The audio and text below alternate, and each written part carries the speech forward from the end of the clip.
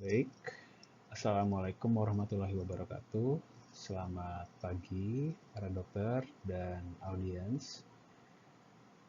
Saya dengan Dr. Gigi Dimas Satria Putra dari Residen Radiologi Kedokteran Gigi di Universitas Padjadjaran.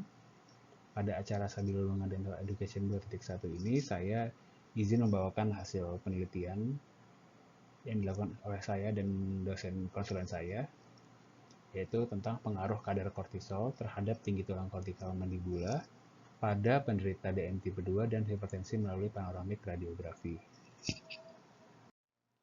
Pertama-tama, untuk hipertensi itu merupakan salah satu penyebab kematian dini di seluruh dunia, dan untuk jumlah kasusnya adalah sekitar 1,13 miliar kasus secara worldwide. Nah, kasus dari hipertensi ini merupakan stress related disease, dan di Indonesia khususnya penggunaan obat amlodipin ini merupakan hal yang lumrah. Nah, pemakaian yang tidak terkontrol menyebabkan terhambatnya proses pembentukan tulang. Nah, yang kita akan coba bahas pada hari ini adalah di mana stress related disease ini menyebabkan timbulnya hormon kortisol. Selanjutnya, diabetes mellitus tipe 2 ini merupakan kasus yang juga sering kita jumpai, di mana 90% kasus diabetes itu merupakan kasus diabetes mellitus tipe 2. Dan faktanya adalah si diabetes mellitus tipe 2 ini merupakan stress related disease juga, di mana komplikasinya ini bisa berupa penurunan densitas dan keberadaan tulang, lalu kadar kortisolnya dapat meningkat selain karena kadar stres yang tinggi. Kortisolnya meningkat karena untuk membantu proses si gluconeogenesis tersebut. Nah, kita fokus ke daerah kortisolnya. Kortisol ini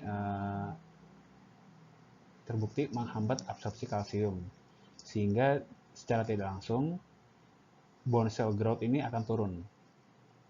Nah, dari sini saya mencoba menghubungkan dengan apakah si kortisol tersebut ada hubungannya dengan penurunan tulang kortikal mandibula yang dievaluasi melalui panoramik radiograf. Nah, untuk bahan dan metodenya sebagai berikut. Saya menggunakan 24 radiograf panoramik pasien diabetes tipe 2 dan 28 radiograf panoramik pasien hipertensi, di mana semua pasien sudah diukur kadar serum kortisolnya, dan radiograf panoramiknya dianalisa dengan menggunakan software IC Measure. Selanjutnya untuk metodenya adalah pengukuran tinggi kortikal mandibula tersebut menggunakan mental index, lalu data diuji dengan uji Pearson, uji korelasi Pearson menggunakan software IBM SPSS versi 25. Nah, untuk pengukuran tingginya sebagai berikut. Dapat dilihat saya menggunakan mental index, yaitu dan didapatkan ukurannya adalah untuk di sisi regio kiri itu adalah 1,74 mm dan kanan adalah 2,18 mm.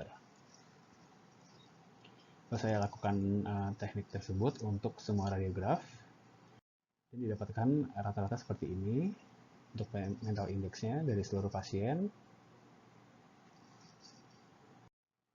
Nah, untuk hasil dari uji Pearson-nya sebagai berikut.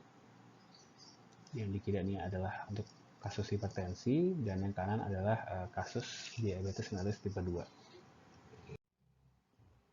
Nah, untuk pembahasannya di sini, hormon kortisol sebenarnya tidak berbeda secara signifikan pada penderita hipertensi, dan hal ini sejalan dengan penelitian si Lee X et al. Pada tahun 2016, di mana mungkin faktor-faktor yang mempengaruhi adalah waktu pengukuran kortisolnya tidak dalam satu waktu, di mana biasanya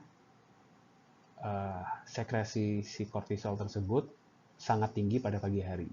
Nah, sedangkan pada penelitian ini tidak bisa dipastikan pengukuran kortisolnya dilakukan pada jam berapa saja, tapi yang jelas itu tidak di dalam waktu yang sama.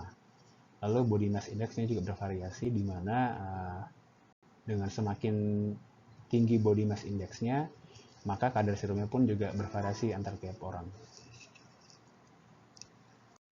Selanjutnya, untuk hormon kortisol ini tidak berbeda secara signifikan pada penderita diabetes mellitus tipe 2. Nah, hal ini juga sejalan dengan penelitian dari Chiodini et al. Pada tahun 2007, di mana alasan yang sama juga yaitu waktu pengukuran kortisolnya tidak dalam satu waktu, dan ada faktor-faktor lain yang seperti faktor umur, jenis kelamin, keterlibatan hipertensi, dan durasi diabetes. Di mana pada penelitian ini kami tidak mengukur atau membandingkan dengan faktor umur dan jenis kelaminnya.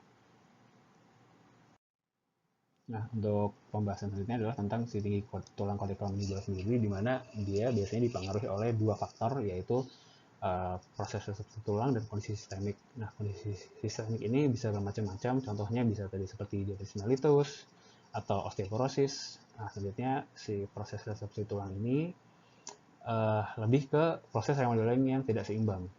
Nah, dari proses remodeling yang tidak seimbang ini mengakibatkan aktivitas formasi tulang yang tidak seimbang dengan proses resorpsinya. Nah, kesimpulannya adalah hormon kortisol ini tidak secara signifikan menyebabkan penurunan ketinggian tulang kortikal mandibula pada penderita hipertensi dan diabetes mellitus tipe 2. Baik, sekian. Terima kasih. Assalamualaikum warahmatullahi wabarakatuh.